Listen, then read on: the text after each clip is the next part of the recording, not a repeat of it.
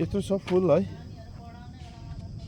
यहाँ हाम्रो हेडमास्टरले भन्नुहुँदैछ यो फुल चाहिँ यो साइडमा, त्यो अघि यो साइडमा बार गरेर लगाइदिनु भन्नुहुँदैछ है। र हजुर यो फुल चाहिँ यो जग्गामा लाउनु पर्ने। त्यहाँदेखि एक डिस्टेन्स मिलाएर उयो रुख देखेता चाहिँ यो उयो फुलहरू मेरो खाताले पनि बेउरा देख्नु।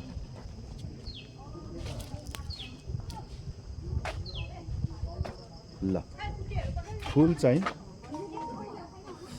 यहाँ हेर्नुहोस्, यो स्कुलमा पहिला हामी स्कुल पढ्दा त यस्तो थिएन है, तर हुन्थेन। अहिले चाहिँ यस्तो फुलहरू ल्याएर है सरहरूले एकदम स्याहारेर, सर गुरुआमाहरू है, यहाँको शिक्षक शिक्षिकाहरू सबैले स्याहारेर यस्तो राम्रो गर्नुहुन्छ है। र तपाईँहरूलाई देखाइरहेको छु है,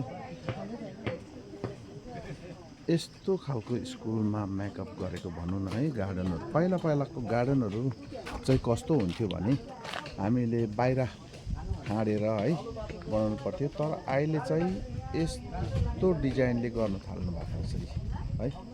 यस्तै हेर्नुहोस् त, यो दनक स्कुलको फुलबारी है, यो लाउँदै गरेको देखाइरहेको छु। र यहाँ हेर्नुहोस् यस्तो फुल लगाउनु भएको छ है, यस्तो छ है फुलहरू। लसो फुल चाहिँ यस्तो राम्रो गरेर मिलाएर लगाएको छ है। र टोइलेटहरू यस्तो छ है। जुन कुरो देखियो त्यो कुरो देखाउने छु म है तपाईँहरूलाई, हेर्दै गर्नुहोस्।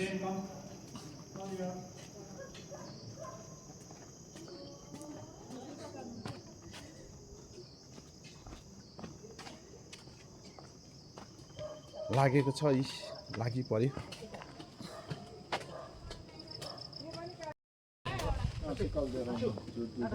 आज पर्यावरण दिवस है 5 जुनको, र यसरी हाम्रो स्कुलको वरिपरि पनि प्लान्टेसनको काम चलिरहेको छ है।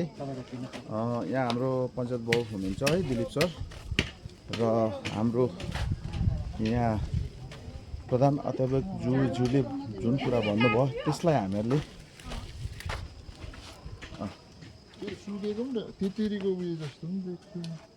यो छेउछेउमा रोप्नु भनेर यहाँको प्रधान अध्यापकज्यूले भन्नुभयो, र यहाँनिर लागि परेको छौँ है।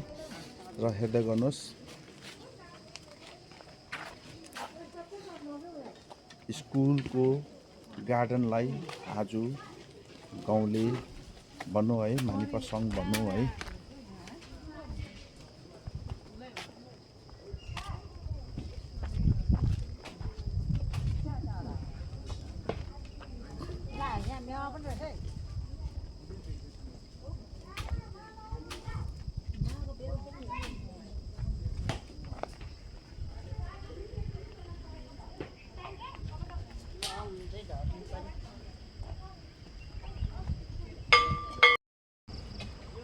स्कुलको यो जुन चाहिँ आँगनको मुनिबाट चाहिँ सुपारीहरू रोप्दैछ है।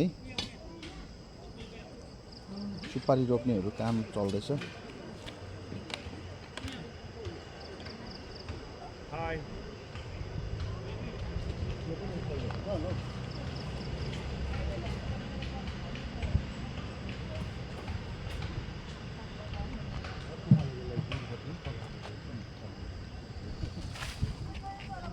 आगो त यो वाल नाङ्छ पो त यो वाल नाङ्छ।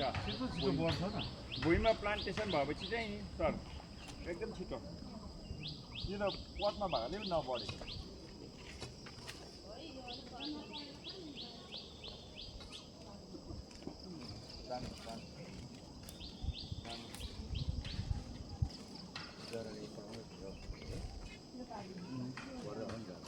बढेको नै